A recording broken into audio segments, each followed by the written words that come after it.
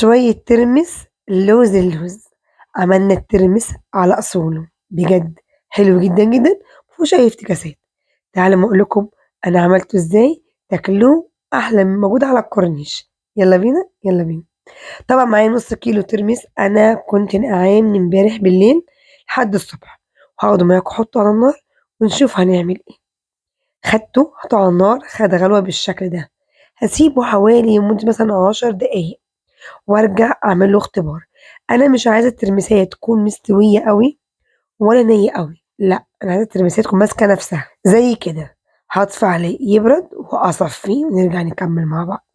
سِبته في المَيّة حوالي 10 دقايق كمان، شطفته وده شكله، بُصّوا، يعني أقدر أشيل قشرة بمنتهى السهولة، بس ما تكونش مهرية. هنعمل بقى إيه، خليكم معايا في الخطوة اللي جاية دي. هنجيب حوالي نُص لتر مَيّة وأحط عليه معلقتين ملح. الترمس مش عايز ملح كتير، إحنا مش هنخلّله، ده ترمس مستورد مش بلدي.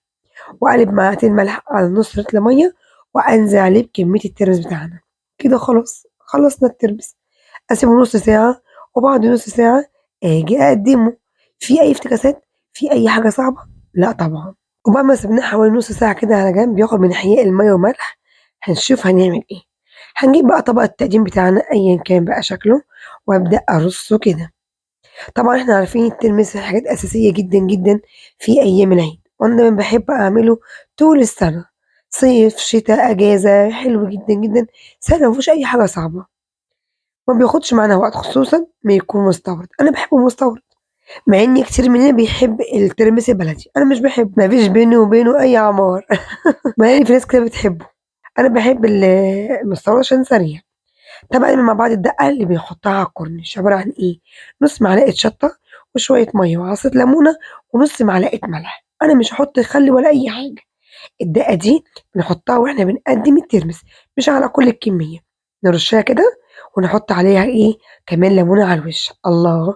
ندوق بقى، الله! جامد، لأ روعة. بألف هنا. أتمنى النهارده الفيديو يكون عجبكم وباشكركم جدًا، جدًا. مع تحياتي ميري أنور. سلام.